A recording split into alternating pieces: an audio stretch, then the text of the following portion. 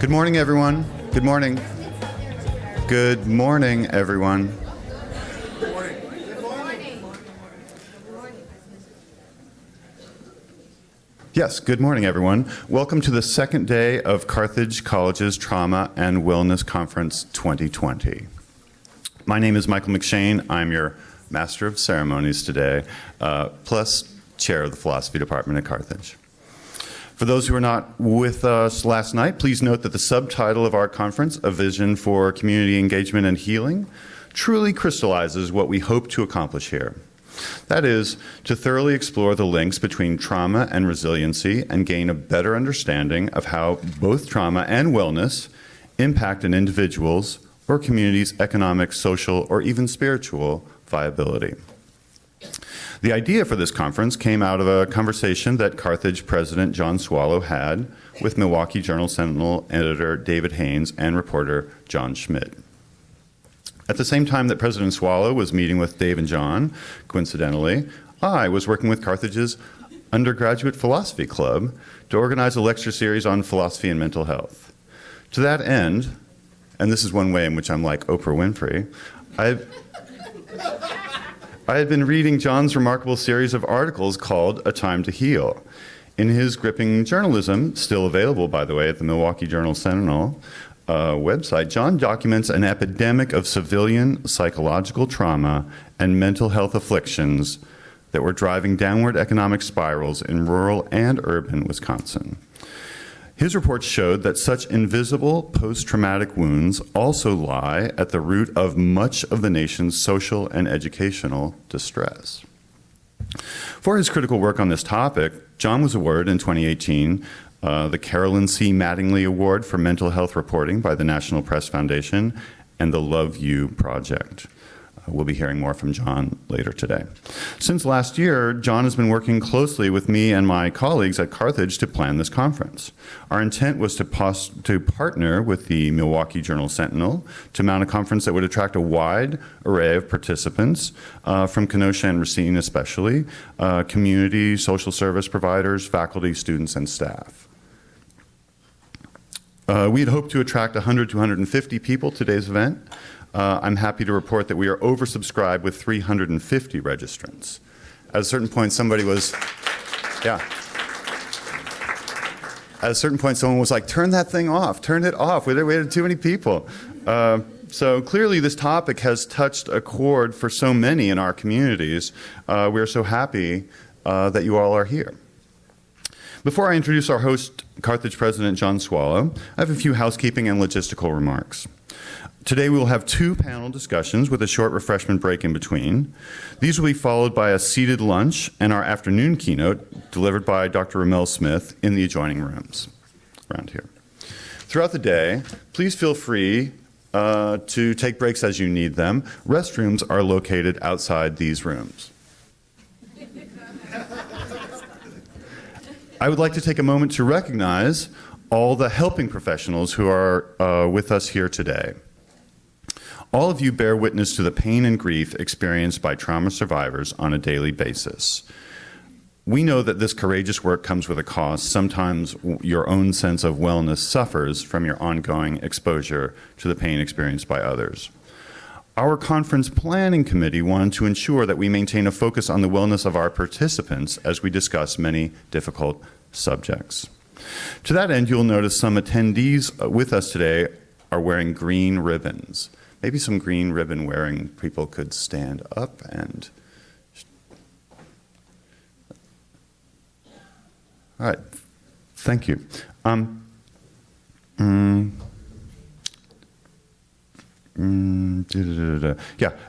ribbons. These individuals are available to support anyone who is upset or triggered by the conference material. We also encourage you to visit our wellness table as an opportunity to use some sensory and wellness tools while you are with us today. You will find a handout in your packet of materials which explains why we may experience arousal or shutdown responses as we discuss trauma and some strategies for managing these reactions.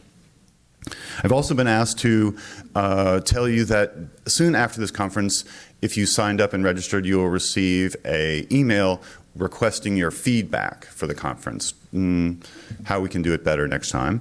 And I'm pleased to say, I think I'm authorized to say that we expect that there will be a next time, and we hope that Carthage will be fully involved going forward in many dimensions of the discussion around trauma and its healing.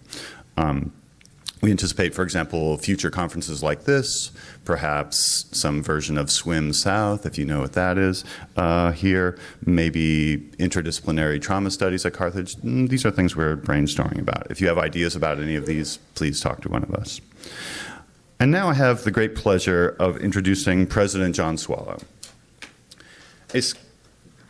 Go ahead. Yeah. Yeah. A scholar with more than 25 years of teaching, research, and leadership experience at small liberal arts colleges, President Swallow has a deep commitment to innovative education. He laid out an overarching strategic framework to inform Carthage's decision-making in the coming years as demographic changes make higher education increasingly competitive. United by the theme Partnerships for a Rising Tide, it emphasizes mutually beneficial connections with community partners like today's conference. In that collaborative spirit, President Swallow serves on the board of directors for the Kenosha Area Business Alliance, the emerging Performing Arts Center of Kenosha, and a mix of state and national higher education networks. He's also involved in collaborative efforts to reduce achievement gaps, improve outcomes throughout the higher education through the Higher Education Regional Alliance, Higher Expectations for Racine County, and Building Our Future in Kenosha. Get this.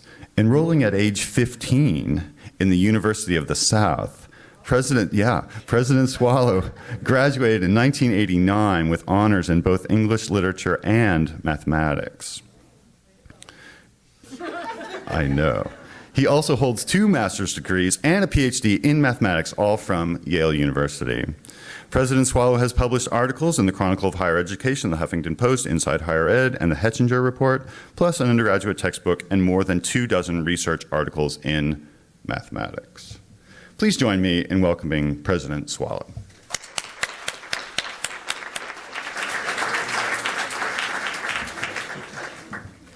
Thank you for that introduction, Michael. Today we have 2 exciting panels. The first is on trauma, economics, and the justice system, and the second is titled Trauma-Informed Education. Our 2 moderators, journalist John Schmid and CEO Dr. Dominique Pritchett, a Carthage alumna, will introduce their panel and the panelists. But before I turn things over to John for the first panel, I want to acknowledge Lieutenant Governor Mandela Barnes, who was able to make this event work on his calendar. Lieutenant Governor Barnes, we are delighted that you are here.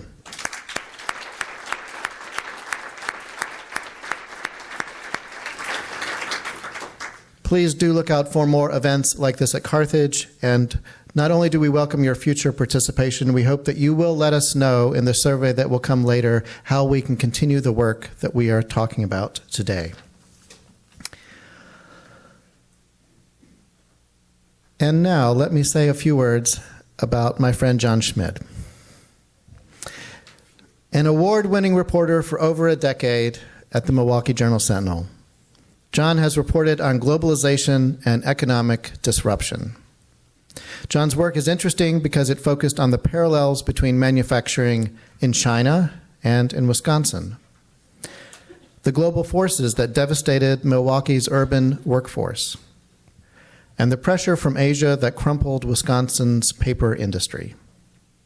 His work has been honored by the Associated Press Media Editors, the National Headliner Awards, the Fund for American Studies, and the Society of American Business Editors and Writers. A Lawrence University graduate, he lived several years in Germany covering economic change after the fall of the Berlin Wall. Please join me in welcoming John, who will introduce and moderate this panel.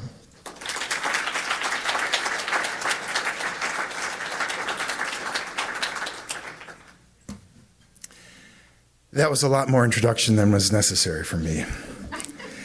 But I'm really grateful to be here, and I'm really grateful to represent the work that the Journal-Sentinel has invested time in on a topic that is not very examined, not very discussed, but has turned out to be really, really important.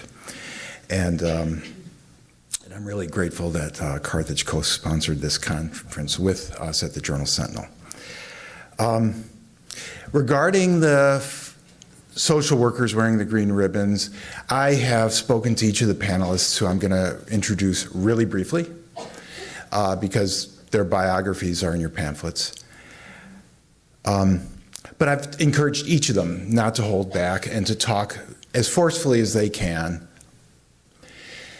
As such, I expect that, as Tim Grove last night said, for those who were lucky enough to hear his keynote, we wouldn't be doing our jobs in these presentations if you didn't feel a little bit uncomfortable.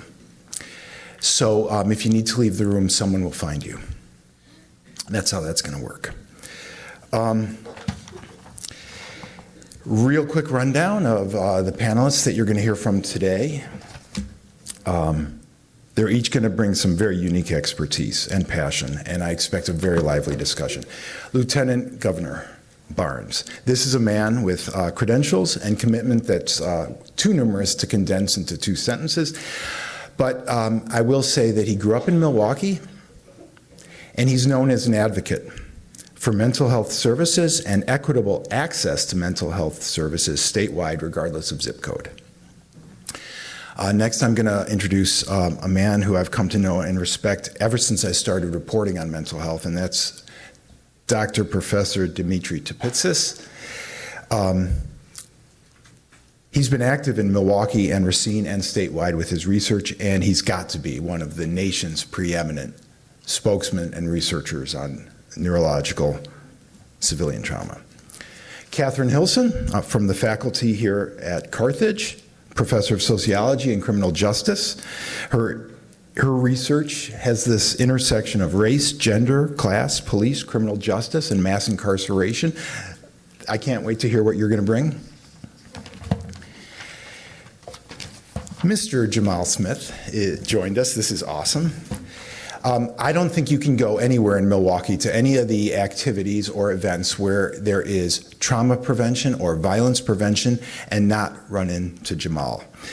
He currently is working in one of Milwaukee's most innovative agencies, the Office of Violence Prevention, doing a lot of the heavy lifting there. Okay, so to get started. Thank you all for coming, by the way. To this day, when most people think of post-traumatic stress and PTSD, what almost always comes to mind is going to be Vietnam, Iraq, Afghanistan, or maybe some Syrian refugees. And it might still to this day come as a surprise that all the data are consistent, that if you look at the American population, the vast preponderance of the cases of diagnosed PTSD and all the post-traumatic afflictions that go with that do not result from military combat. It's made at home, domestic violence, abuse, neglect.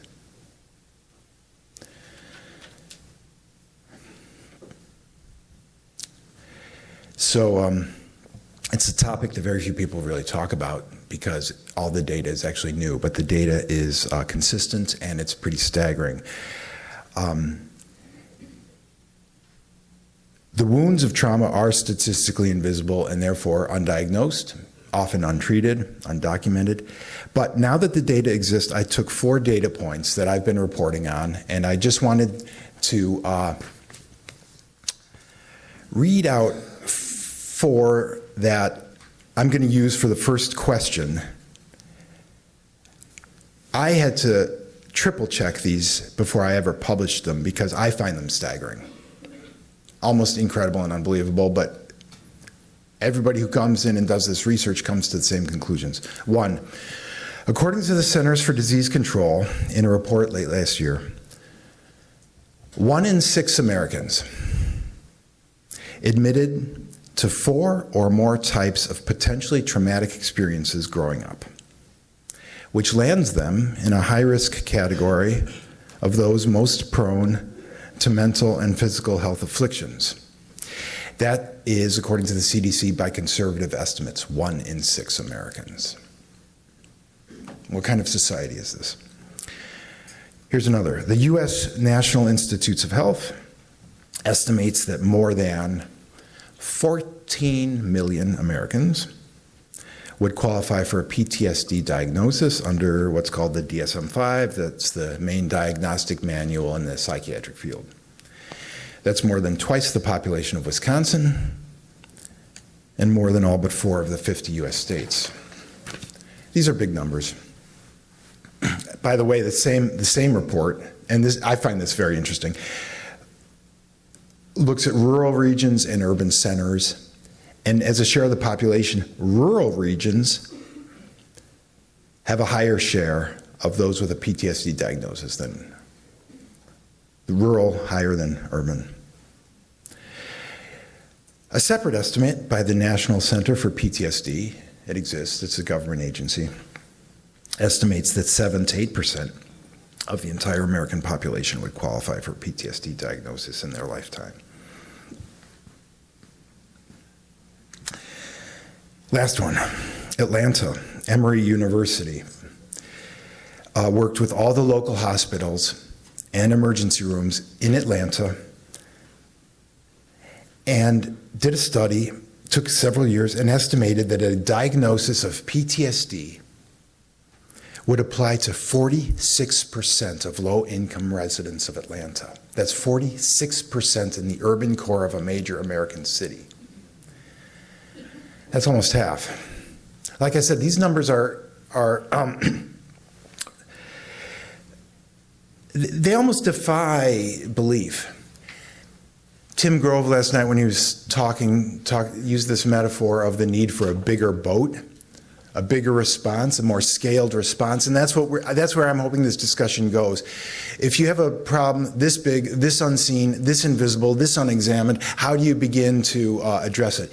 So I'm going to ask the panelists to please come up, grab a microphone, and I'm going to have the first question, and we're going to get started.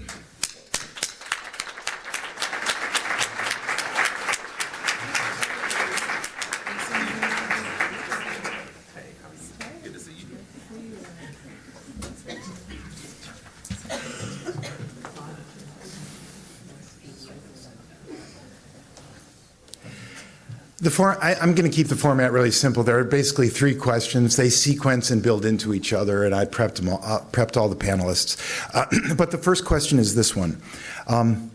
Just let's quickly go around the table. I just read some data. I'm going to ask, to your mind, are these figures inflated, exaggerated, conservative, inaccurate? And what drives and generates this much trauma and pain in American society? Can we talk about the scope and scale of what's going on here? Mr. Lieutenant Governor, would you be the first to take a swing at that one? Yeah, so I'm sorry. I know I was just going to project. So I would say I want to start back on what you said with this deserving a bigger response. But the question should be, what does a bigger response look like?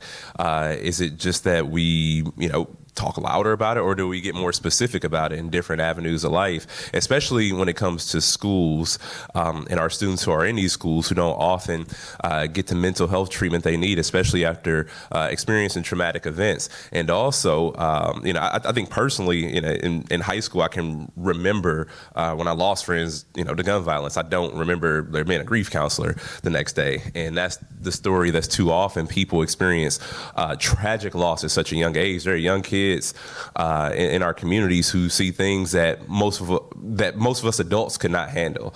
And I remember a time too where when I was a state representative, there was a school in the district that I used to visit all the time. I had a really strong relationship with the principal, and she was telling me a story. She's like, Mandela, you just don't know what goes on in here.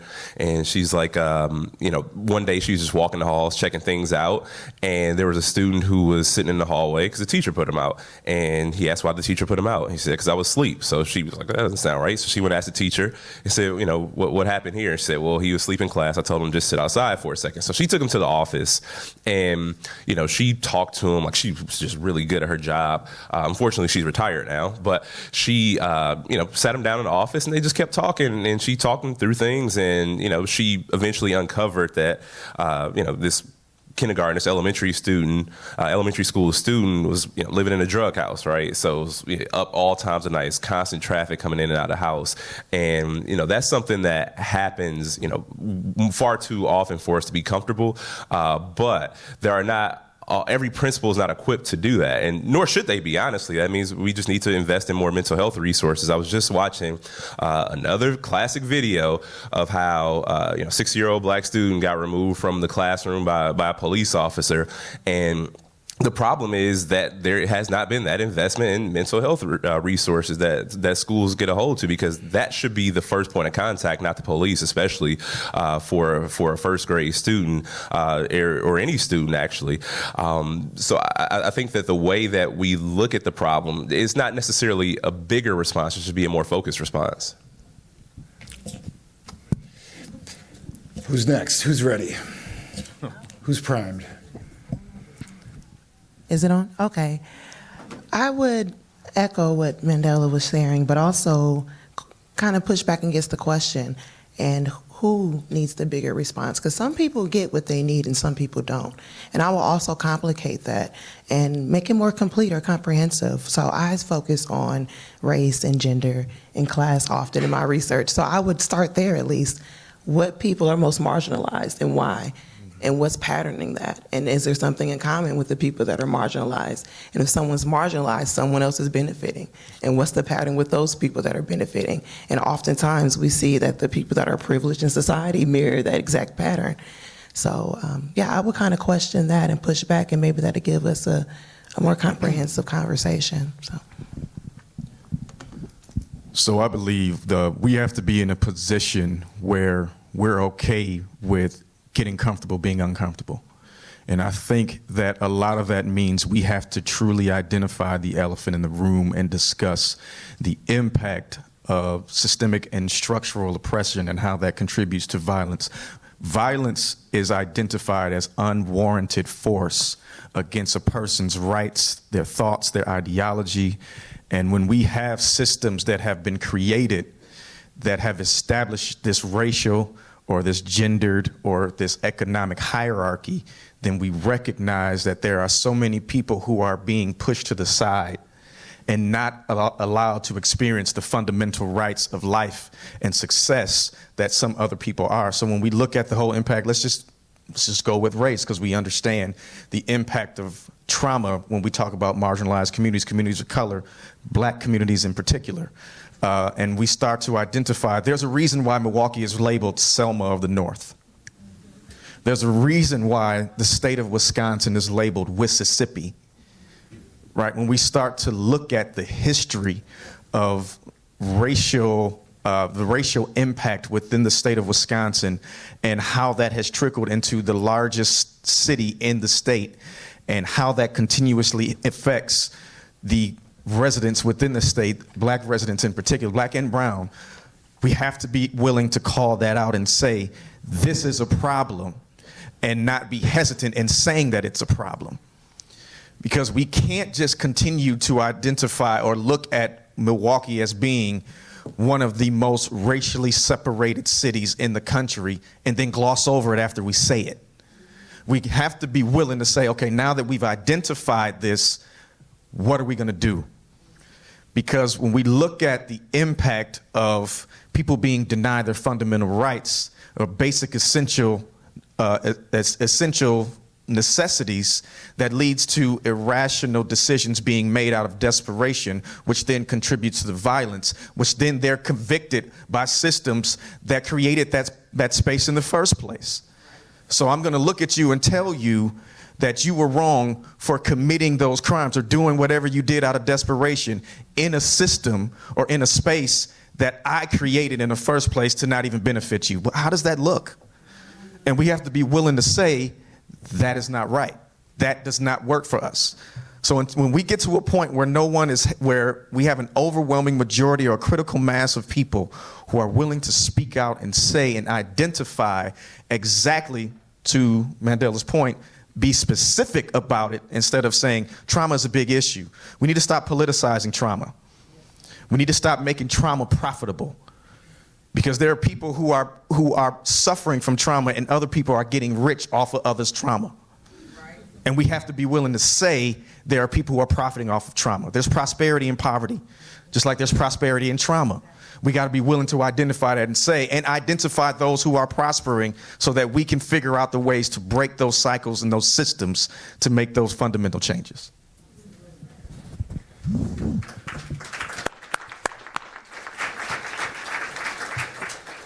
So I'm an academic. I won't sound anywhere near as articulate and exciting as that, but I am going to reinforce what Mel just shared, which is that I'm going to speak statistics, and that'll never be nearly as exciting as what I just heard. However, what I will say is that the numbers that John shared are underestimates, actually.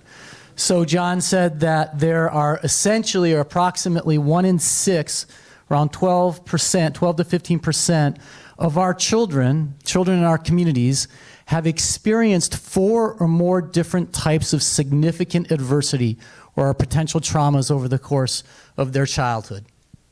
12 to 15% or 1 in 6. Actually, that's true for the general population. That number does not hold true for our urban communities of color, and that number does not hold true for our rural, impoverished communities.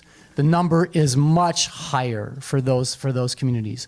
Upwards to 40 to 50% of children who grow up in those communities are exposed to 4 or more different types of adversities or traumas over the course of their childhood. And what we know is that when children experience that kind of what we refer to as cumulative risk pileup, their ability to muster or marshal resilience is incredibly compromised. That doesn't mean that there are exceptions to the rule, that there are these prescient children who actually can overcome all of those types of adversities and ultimately realize resilience over the course of their childhood and even young adulthood.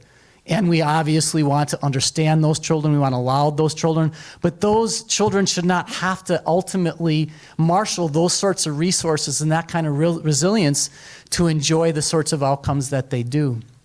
They are the exception to the rule. So I would only amplify your point, John, and say that actually those numbers, we have to sort of, we have to revise them and refine them when we're thinking about particularly low-income communities in our urban centers, primarily low-income communities of color, or low-income communities in our rural centers. And the question that we ask ourselves, that I ask myself as a researcher is, well, how do we, first and foremost, how do we help those children and those families overcome that adversity, but obviously more importantly, how do we ultimately prevent that adversity from emerging in the first place? And I think that's the question that is being asked. And if we can start to have not only conversations around what those adversities look like, how frequent and excessive and intense are they, but how can we help children and families overcome them and ultimately prevent them? Those are conversations that I'd love to be a part of, and that's what I hear us all at the table asking for.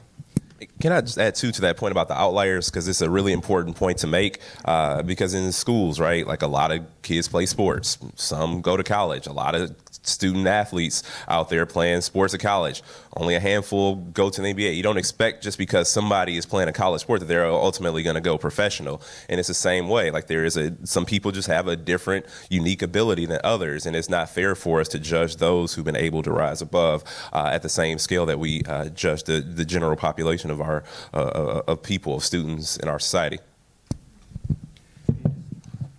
I thank you all so much for bringing that perspective.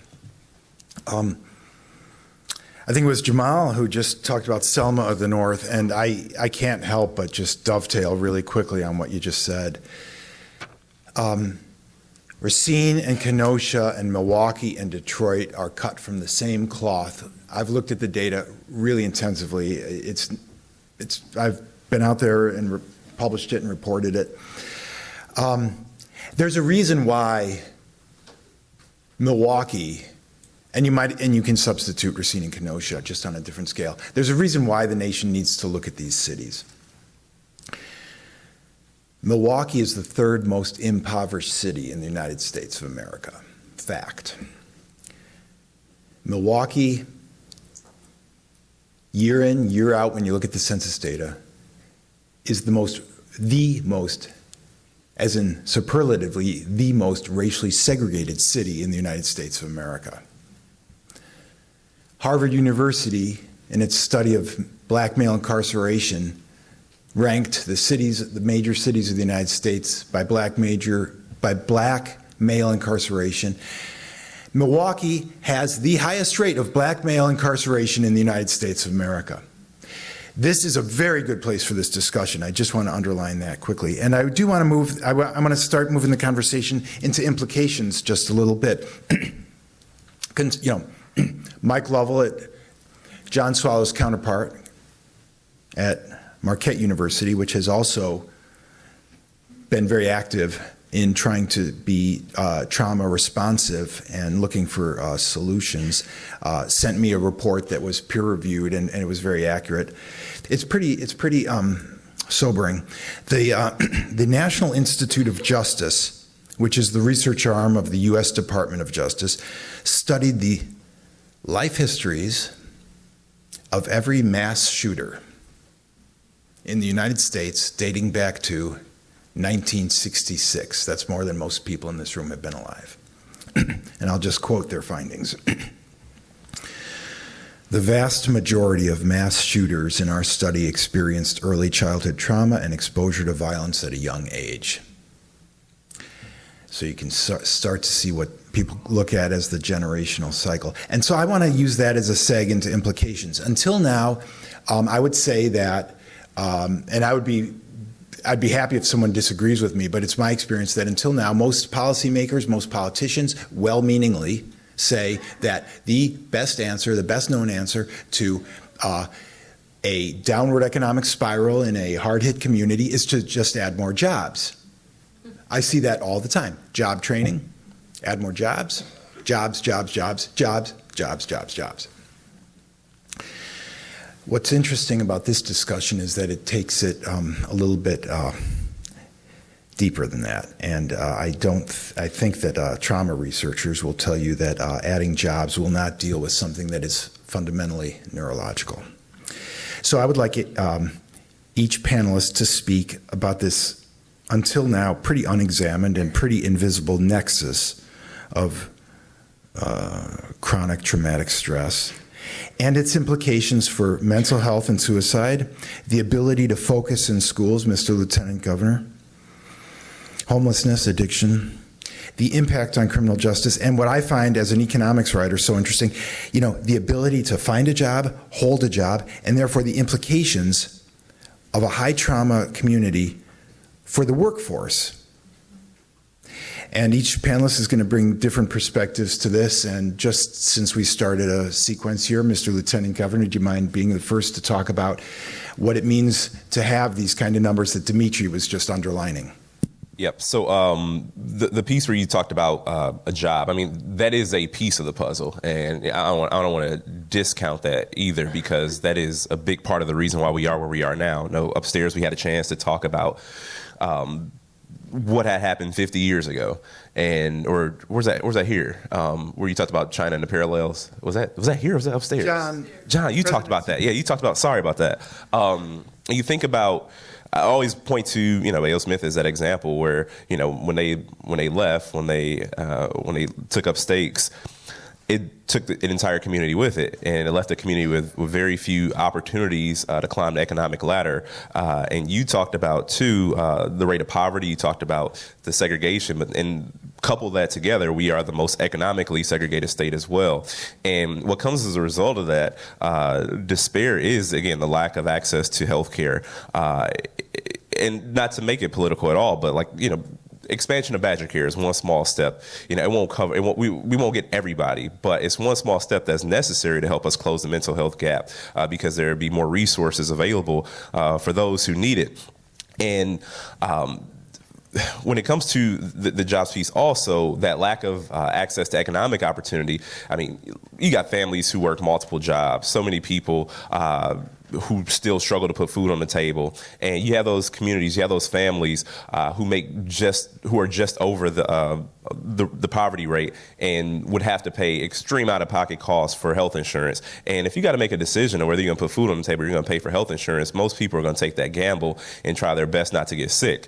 But that discounts what healthcare just means in general. It's about more than getting sick. It's about making sure that you're able to have a primary care physician. It's about making sure that your health is maintained. And also, if there is something coming up or if you feel a certain way, there is a certain comfort that you have. And even if parents have health insurance, be it through private insurance or Medicaid, the fact is when you have these hardworking people who work 40 hours a week, it's kind of difficult to get your kid to a doctor's appointment, to a dental appointment, and that has an impact on the way that they learn when these issues go unaddressed. Especially, we can't even discount access to dental care because you have students who are showing up who are uncomfortable with their smile, have toothaches, have pain, and it impacts their learning. You have students who haven't had proper eye examinations and don't even realize that they have poor vision, and that translates into lower reading scores. And these are the underlying issues that we have to pay attention to, because when those students don't get those physical health needs addressed, it turns into mental health problems because they feel like they're so far behind everybody else. They feel like they can't excel at the same rate as the rest of their peers, and it plays out in other ways, and it causes them in many instances to act out and to lash out and to do whatever they can to get some sort of attention. So early childhood education is also another piece of that puzzle. We have to make sure that our students at an early age are on the right path to success. And when you have early childhood education, the professionals in those settings are also able to diagnose or at least spot warning signs of issues that may be much deeper and issues that may be lingering. And not too long ago, a few weeks ago, we had a person come in and do a trauma training actually for the governor's office and my office and many of our agents, or in all of our agencies, but it was from a Native American's perspective. And it talked about historical trauma in Native American communities with the legacy of colonialism. And it talked about how, or she talked about, we did the study where she picked a volunteer from the audience, and she was supposed to be the child. Then she picked more volunteers from the audience. Those were the parents. More volunteers from the audience. Those were the grandparents. More volunteers from the audience. Those were the aunts and uncles. More volunteers from the audience. Those were the community that surrounded them. And she walked into the circle, and she walked out with the woman who was playing the role of the daughter. And she asked us, why didn't we do anything? And we didn't realize that something bad was actually happening, but the legacy of children being taken away from communities, be it Native American communities, be it African American communities, that has an ongoing impact because it creates a certain sort of set of trauma. Because when that child returns, oftentimes that child isn't necessarily accepted in the community or feels some sort of resentment, or what they've experienced when they've been gone causes them to be distrustful of the community that let them go. And so it's important for us to not just theoretically, but actually, wrap our arms around our children and our community. But that also, creates a big gap, because we talk about our children, we also talk about the jobs piece. What about the people who are in the middle? What about the students who are in high school, the people who are college age and trying to find their way in society? I think that's the question, too, that we have to answer, because we got the front end, we got the back end, but we still have a big gaping hole in the middle. And I hope to find out on this panel, Jamaal. I hope you can answer that. I created a new question. Clearly. So I want to paint a scenario for you all, and I really want you to picture this in your mind, because I think this is very relevant to real life experience. I'm a huge National Geographic fan. I always watch like Animals of the Wild and things of that nature. And like hunting is, when you see like lions and they're hunting lions, tigers, bears, oh my. Lions hunting, I'm very interested in that. So here's a scenario I want you all to imagine. Imagine that there is a lioness who is chasing after a gazelle, right? The intensity from the chase, the urgency to escape, as well as the urgency on that lioness's mind to catch her prey. Right? So you see how intense that can be, obviously running off of emotion. There is a lot of thoughts going through that gazelle's mind, right? Now ask that gazelle what's 7 times 7 in that moment. That's what we're asking our young people to do when they go to school every day, coming from their very unstable environments created by systems that hold them accountable for the conditions that they're in and say, you need to come in here and perform. But also the same thing is we're asking adults who's experienced that childhood trauma that's been untreated to perform at an adequate and elite level as well. So we have to look at the impact. When we talk about economics, and John brought up the impact of jobs, right? So jobs, jobs, jobs, jobs, jobs. Again, we have to look at systems and say workplace violence is an issue, right? Because we have people who are getting jobs, who are getting opportunities, but they don't feel safe in those environments and they leave. It's not just that people don't want to work, they don't feel safe in those environments. Take, for example, in 2015, when the New Berlin mayor made a push for affordable housing and saying, we have jobs after jobs right here in New Berlin, instead of people having to commute from Milwaukee or Racine or the nearby counties, we can just have affordable housing here. They could move here and access those jobs. Not only did the residents of that area vote down that affordable housing proposal, but the mayor started getting death threats. The mayor got death threats. His wife got death threats. They sent death threats to his kid's school, and they spray painted N-word lover on his property. Because affordable housing or workforce housing equates black. And when they see black, they see criminality. They didn't want that in New Berlin. So you have to look at, again, the mindsets of people and how that is then carried over into systems and structures and institutions, and that ideology elevates that violence that we see, that unwarranted power structure that we see regularly and continuously impacted or affecting marginalized communities. So when we talk about mental health, people are viewing this regularly in addition to the trauma they experience within their own environments, and you expect them to really be successful. How? We have to really ask that question. But the first thing is we have to be willing to point out those systems and structures that have created that in the first place. We have to be willing to say that. Because one thing that I have noticed when we talk about trauma and the impact of trauma is subjective. It's very subjective. You know, we don't really want to have a conversation about generational trauma that has been brought on by racist structures or sexist structures. We don't want to have those conversations. We're talking about the impact of racism or patriarchy or things of that nature, but we want to elevate, you know, the impact of trauma when we see mass shootings. And let's just be honest, usually those mass shootings the shooters don't look like me. But there's always this level of empathy that exists for those shooters when you have people who experience trauma, not just on a childhood level, but continuously within marginalized communities, and they're being criminalized every day. And you see people who are doing mass shootings, and there's empathy for them.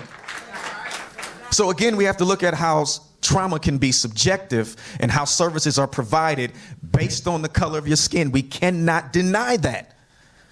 We got to be specific. Right? There's no solvency that is available without first acknowledging and recognizing the actual issue. Okay, there's no realization of change without the expectation of challenge.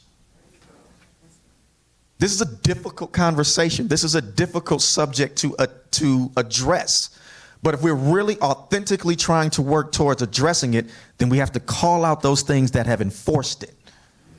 Right? So when you look at the impact of trauma being subjective, and people recognize that, why is it that my pain is being minimized versus his pain?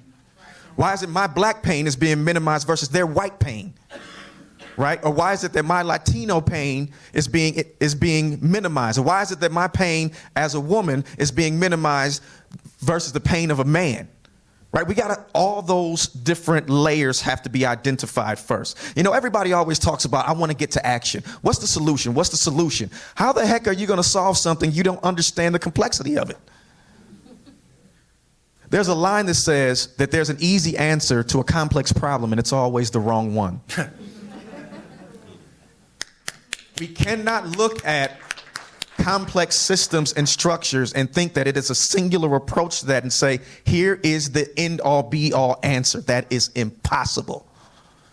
So we have to be willing to first identify all of the different structures. Because here's a narrative he brought up about jobs and people working. Right, there was a report that was done a few years ago. It's called the ALICE report. It's an acronym for asset limited, income constrained, yet employed. So it talks about underemployment. 42% of the state is unemployed. 54% of Milwaukee County is underemployed. 63% of the city of Milwaukee is underemployed. So that tells me two things. One, we should probably kill that narrative about black folks not wanting to work. Clearly somebody's working. They're just not being compensated for it. So people want to work, right? Two, we have to acknowledge the mere fact that there are things in place that continue unjust narratives, or that elevate narratives that come out to producing unjust responses, right? So we had a Speaker of the House that came out and said we have a intergenerational or an inner city problem and a culture of people that don't want to work. That's the narrative, right? So then the justification then becomes that is the group of people who would rather depend on benefits, government or entitlement benefits. Now we need to add work requirements to these benefits, because remember, these are the people that don't want to work. Well, I just told you 63% of the city does work, they just don't get compensated. Right, so the first thing is we have to be willing to challenge those narratives that are elevating behaviors and justification for actions that are unwarranted. And once we do that, now we can have an authentic conversation about change within trauma structures. And that's some of the work that we're trying to do with the Office of Violence Prevention, because when we look at violence, there's 6 goals that we have within our Blueprint for Peace. Goal 4 is advancing economic opportunities. So people say, how does that connect to violence? Simple. If people are going to work and are being treated fairly and are getting compensated what they deserve, they go home. Go figure. So those are also adages that contribute to violence prevention. We have to look at violence prevention from a public health issue, not a punitive aspect. So we talk about public health, when we talk about the social determinants of health, people want Maslow, it's like Maslow's hierarchy of needs. People want basic needs. God dang it, I want to be able to pay my rent and my mortgage and take care of my kids and send them to a safe school in a safe environment, and then they come home and I'll be able to have a family environment because we have our needs met. Yes. How difficult is that to understand unless you're elevating systems to ensure the haves versus have-nots? Now that's a different conversation.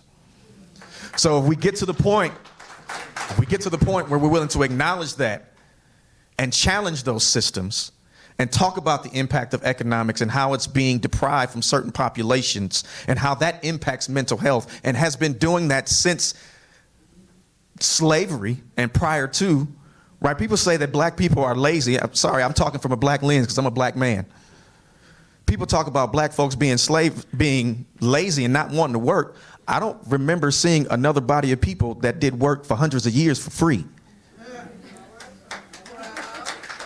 So we got to be able to analyze all of those different generational practices and how that has contributed to current modern times and correlate those as to how we're going to make changes. But first, we got to be willing to call those things out.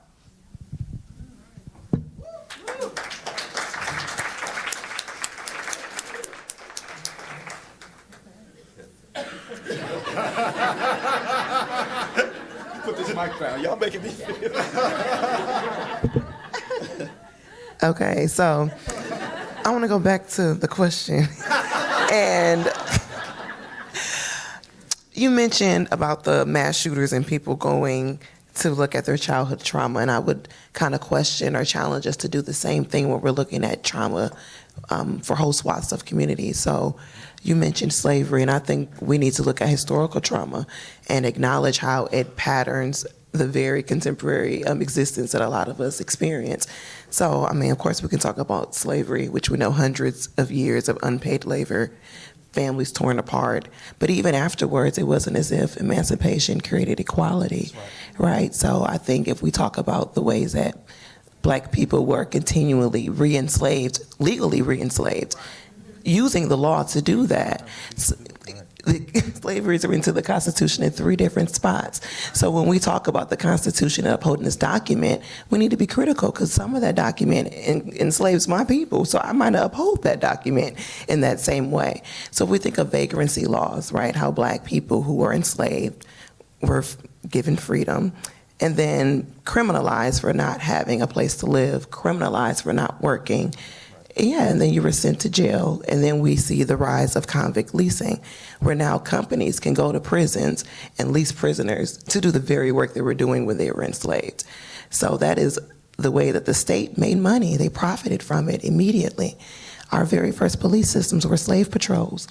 White people who were funded, they were supplemented by patrolling enslaved people and then Black people afterwards.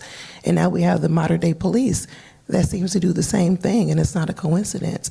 We need to look at the ways in which this institution was created, how it's reproduced and perpetuated. So I think if we're looking at Milwaukee specifically, of course the deindustrialization is part of the conversation, but now there's a lot of gentrification that's happening in the inner cities that has to be a part of it as well. But not just opportunities, but discrimination. So there was a study done by Diva Pager that showed in Milwaukee that a white man with a criminal background had a greater chance of getting a job than a Black man with a college degree. And that's not about place, location, or who you are. That's just plain discrimination. So those are things that need to be challenged, even if, you know, I'm a product of Milwaukee. I love Milwaukee. You can go to school, be first generation. I attended Emory University, who did the last study that you mentioned, and I have a Ph.D. in my family. But that does not change the structures or the systems that exist. And just because my story reflects something does not eliminate or ignore what so many other people are going through. And it should not be that we celebrate people who are resilient and overcome a lot of these boundaries, but how do we take down and dismantle those barriers so that it's not an exception, it's not something that's such a surprise, it's not something that's celebrated and people are amazed that I'm happy to sit here, but it should be expected. It should be almost boring that there's so many of us here, and that's kind of where I would like to see us in the future.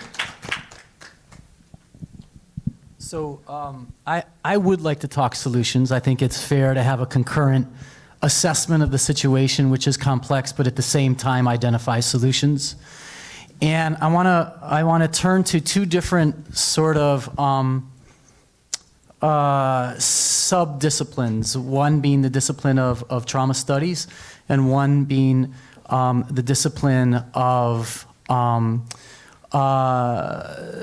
race studies, led by David Williams at Harvard University. So from the trauma studies world, what we know, I'm going to go back to what I remember to be your question, John. From the trauma studies world, what we know is that exposure to significant adversity and trauma leads not just to the singular mental health problem of PTSD, post-traumatic stress disorder. It very well can, and in fact, what we know through a number of different studies is that PTSD amongst our civilian communities where trauma is rampant is at a much higher level or rate than PTSD amongst combat veterans. Let me repeat that. PTSD amongst combat veterans is something on the order of 15%. PTSD amongst civilian communities where there's a great deal of adversity, poverty, and violence is somewhere on the order of, there's a large range, 25 to 50%. 25 to 50%. So if I live in a community where there's a good deal of poverty, structural impediments to advancement, disorganization, incoherence, et cetera, within that community or in that neighborhood, then the chances of me experiencing a mental health problem like PTSD is much higher than the chances of someone coming home from a theater of war. However, obviously the problems of trauma don't end in the mental health problem of PTSD. they cascade into other related mental health problems like depression, anxiety, and then other what we call social status problems like the ability to complete a higher educational degree because of the very reasons that Mandela mentioned, the very reasons that that Ramel mentioned, which is that if I'm experiencing a good deal of adversity or trauma, do I have the ability, as Tim mentioned yesterday, to stay focused on the task at hand, particularly if it's a higher order learning task? No, I do not. What am I doing instead? I'm concerned about my safety. So if my safety is something that I have to constantly be vigilant about, then I'm not going to be able to attain these higher level status attainments like college graduation, graduate school enrollment, etc. So trauma exposure leads to PTSD, but it leads to depression, it leads to dropping out of school, it leads to having a hard time at work, and not through a fault of my own. I'm doing everything I can to attain my goals, but my neurophysiological system is undermining, and sometimes we use the term, it's hijacking my ability to actually to reach my goals. How ultimately then do I want to overcome these experiences of adversity? There are several different ways. I have to sort of reverse engineer my experiences, in part by having very safe, positive, and nurturing relationships, in part by developing a sense of inner safety, a sense of, Tim used this term, regulatory skills, and then sometimes by virtue of telling my story. This is what helps me overcome my experience of adversity. And what I would argue is that the experience of adversity is not only limited to our stressed and distressed communities. And one of the reasons that I think we have a hard time acknowledging the expression of adversity on the part of many of our brothers and sisters in our societies because we don't own our own. We don't acknowledge our own experiences of adversity. So one of the solutions to the problem of vilifying the other, in my estimation, to the problem of vilifying someone who is struggling, is because I'm not acknowledging my own experience of adversity and pain. So I would argue one solution to this problem of trauma, the effects of trauma, of the effects of racism and discrimination, is for all communities to acknowledge their experience of stress and adversity, and therefore I'd be much more likely to be able to honor the pain and adversity of somebody else as it's expressed in whatever form. So that's from the trauma field, and the Surgeon General of California, by the name of Nadine Burks Harris, honors that position. She argues that while adversity and trauma certainly are concentrated in certain communities, unless we honor our own experience, if everyone honors their own experience of adversity, we're going to have a hard time recognizing the experience of pain in the other. So she has disseminated and been a great proponent of screening and assessment for the experience or exposure to adversity and trauma amongst all children in her state, and has devoted a great deal of resources for that. Secondly, I would say, and this is from the work of David Williams, how do we overcome our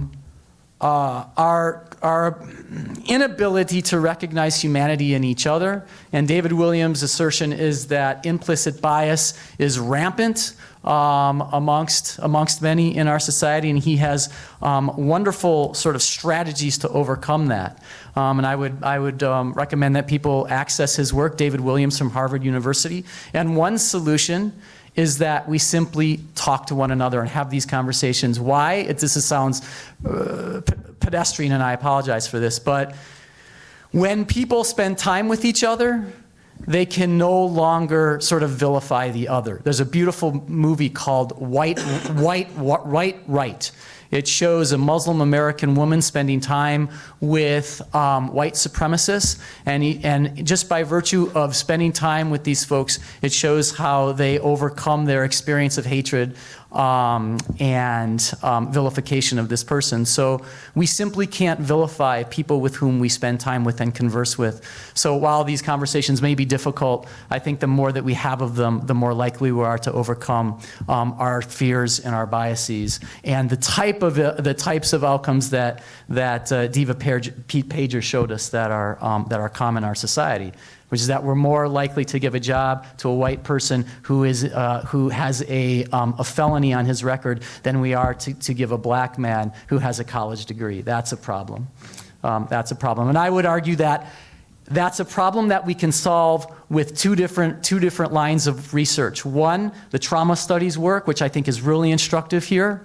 And secondly, the discrimination work that David Williams and colleagues do. That's my simple, or not so simple.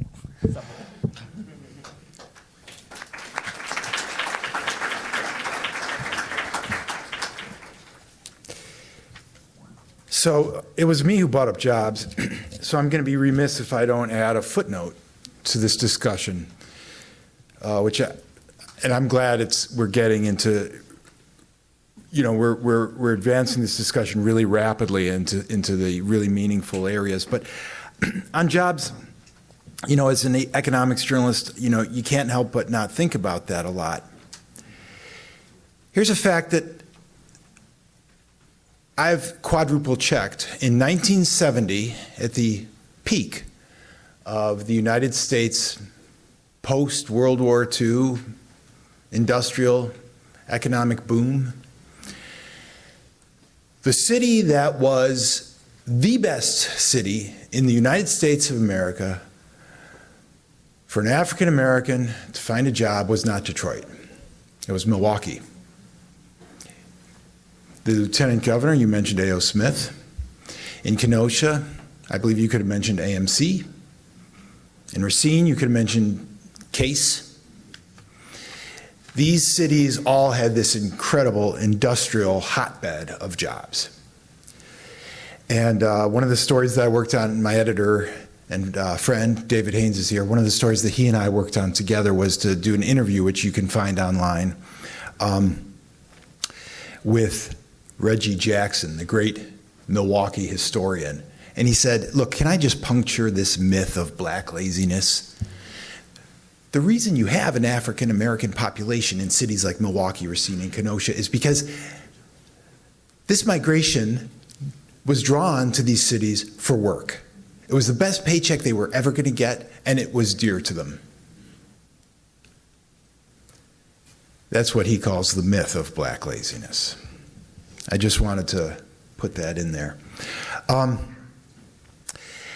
So we moved pretty rapidly, and I think we have time for at least one more round of discussion really quickly, and we moved pretty rapidly into the idea of historical trauma. And for those who aren't here, I'm going to just have 2 words on what that is about, and it's really, really important. It took me personally as an economics journalist a long time to get my head around what's called intergenerational trauma. There are academics and researchers and public health researchers and sociologists and neurologists all around the world who are all on board with the idea that in intergenerational trauma, with this generational dynamic, what you have is children growing up to be like their traumatized parents. Parents often unwittingly, and this is where it gets really painful,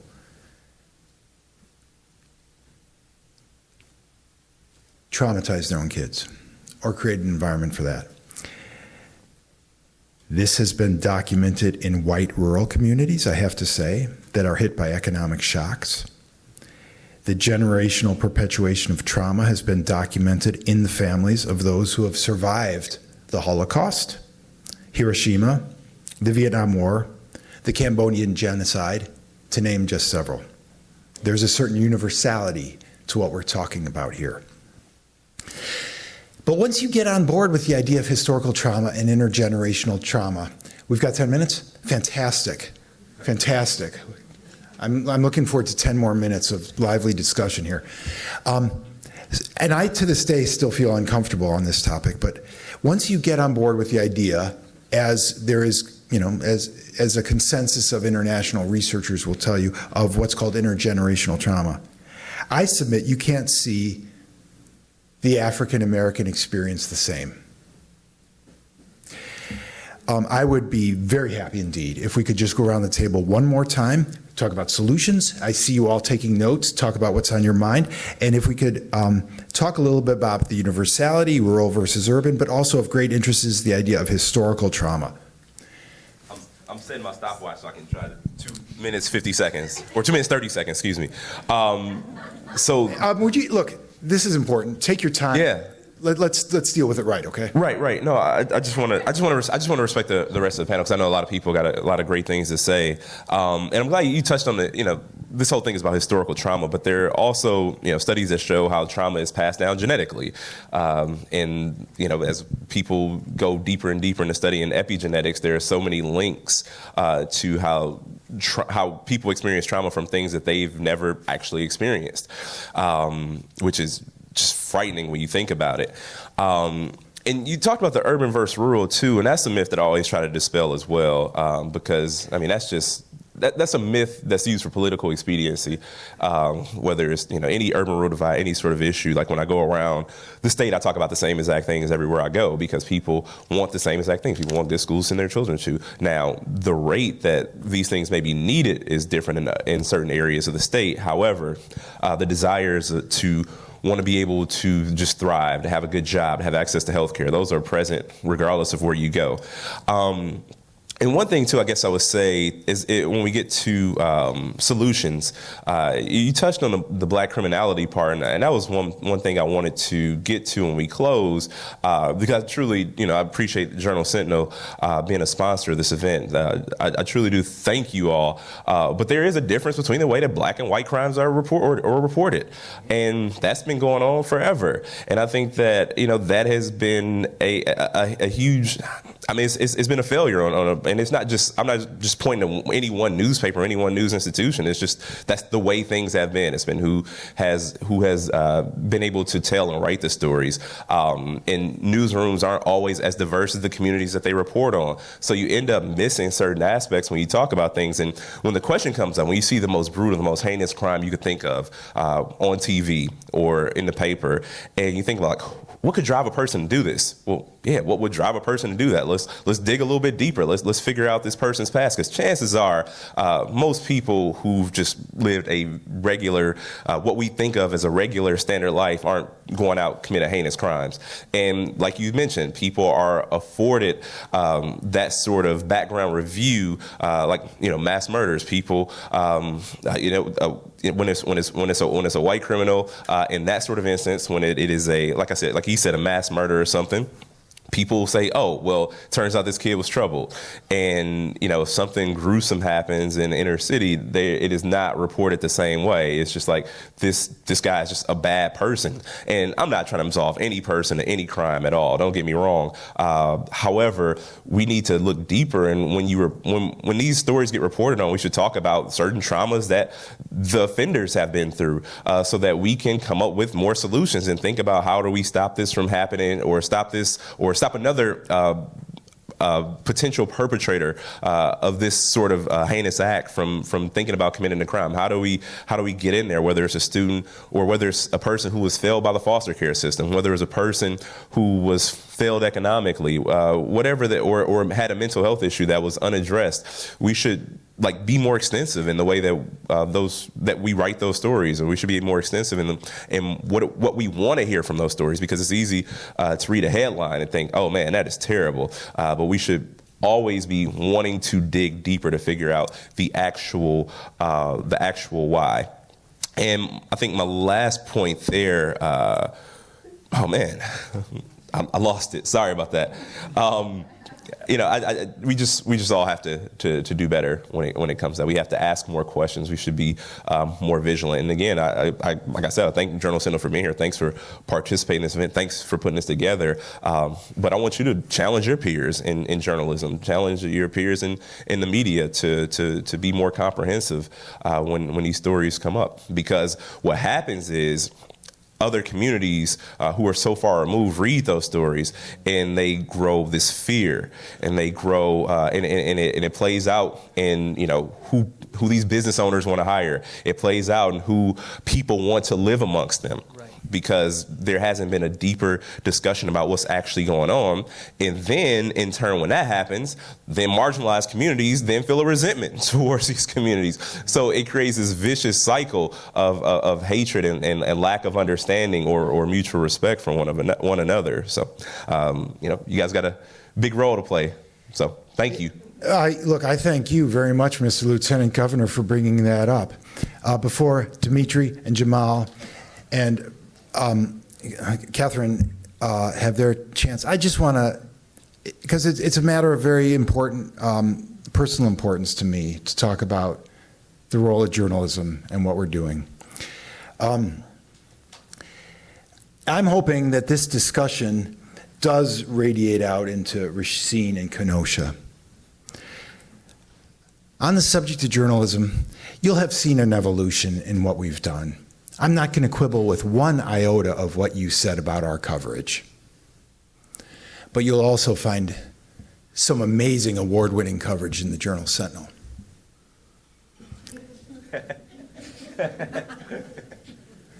On really important topics. Agreed. Which is true. I do agree. And I don't want to sound crass. Jamaal was talking about profiting off of trauma, and that point is really important. And I don't want to sound that way, but I do want to say this. If you're going to talk about American democracy, if you're going to talk about the importance of really engaged civic debates like the one we're having here, and at the risk of sounding crass, I do want to say this. For less than a cost of a coffee at Starbucks, you can get an online 3-month subscription.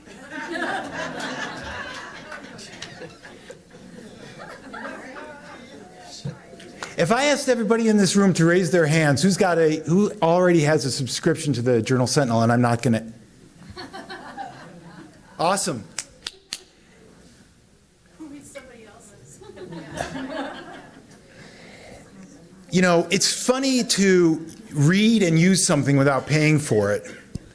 But if you want to see improvements, I submit you should go buy those online subscriptions. They're very inexpensive. Just go to jsonline.com and you're there. No, I actually do agree, because the more people who support good journalism, I mean, they have the resources to do stronger reporting. So actually, I do agree with that. I do think that more people, should support it. Like we got a long way to go, but that won't happen without. We have a long way to go. We have a long way to go. But I would just wish that you could hear the kind of conversations we have in our newsroom, the level of cognizance of what you're talking about. Anyways, 3 more have a chance to speak, and I'm sorry I used some of your time. So really quick, in talking about the impact of historical trauma, I had to steal your idea right here, Dominic, by not holding this microphone, but I can't do it. One of the greatest studies that I have seen in talking about historical trauma was the book written by Dr. Joy DeGruy on post-traumatic slave syndrome.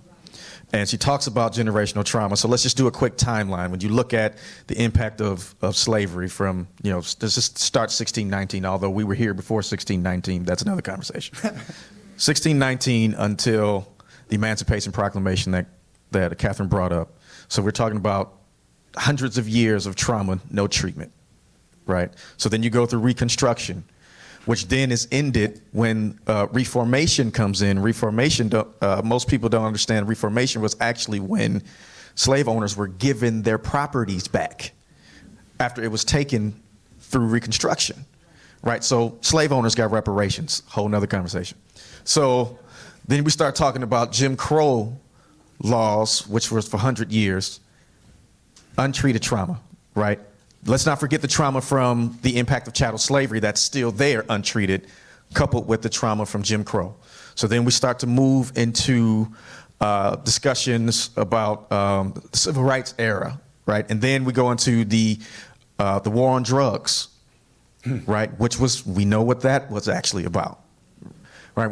I mean, anybody who looks at, just think of 100 grams of powdered cocaine being equal to 1 gram of crack cocaine and them receiving the same minimum sentence.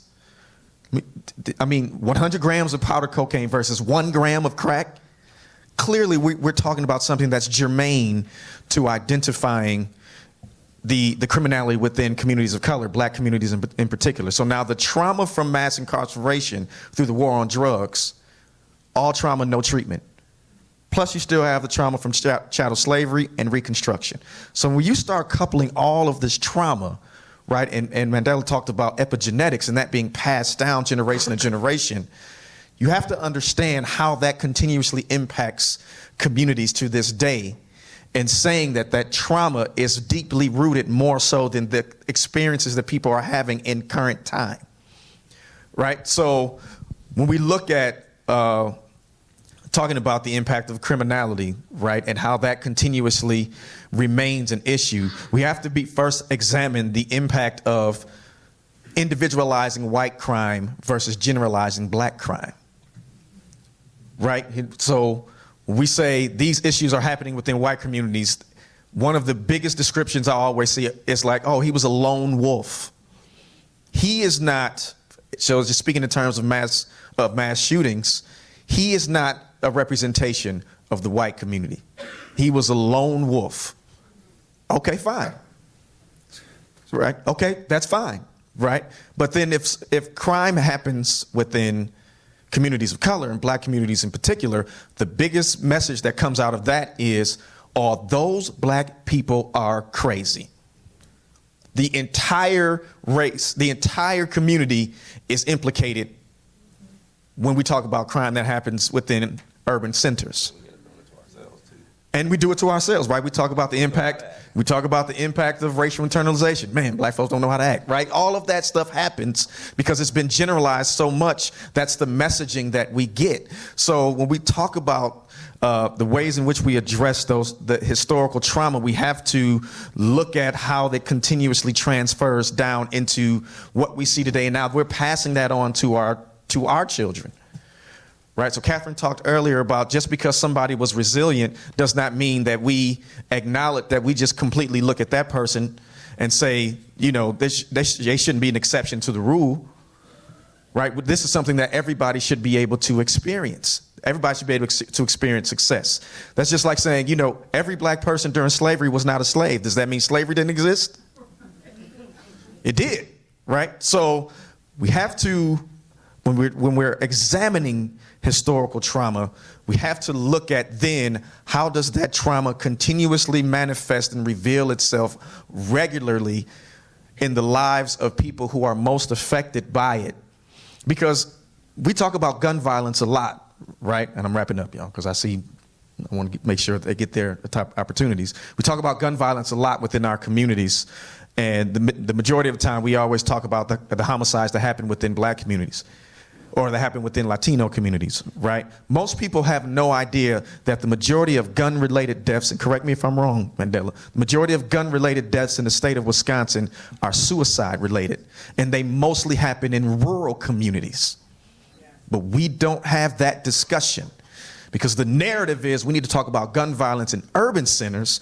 Meanwhile, rural communities are having their form of gun-related deaths based on suicides. But why are suicide rates so high? The same reason gun violence rates are so high in urban centers. When you talk about the impact of poverty, you talk about the impact of trauma and some of the resources that they've been deprived of and that the opportunities they're missing, just like within urban centers. So we got to tell the whole story and be willing to be objective about it. And when we're doing that, now we're setting tables that bring about objective conversation to Dominic's point, now we can really talk about authentic solutions. But at first, when we start, we have to be upfront in saying, these are the differences that are happening within the messaging, which is bringing about some unjust decision making.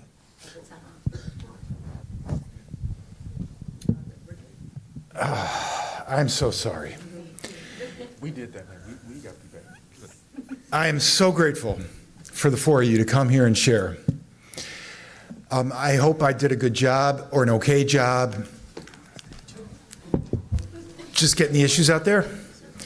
Thank you all for coming. I'm so happy to see that the room is full. I believe there's a coffee break now, and then there's going to be another panel right after that.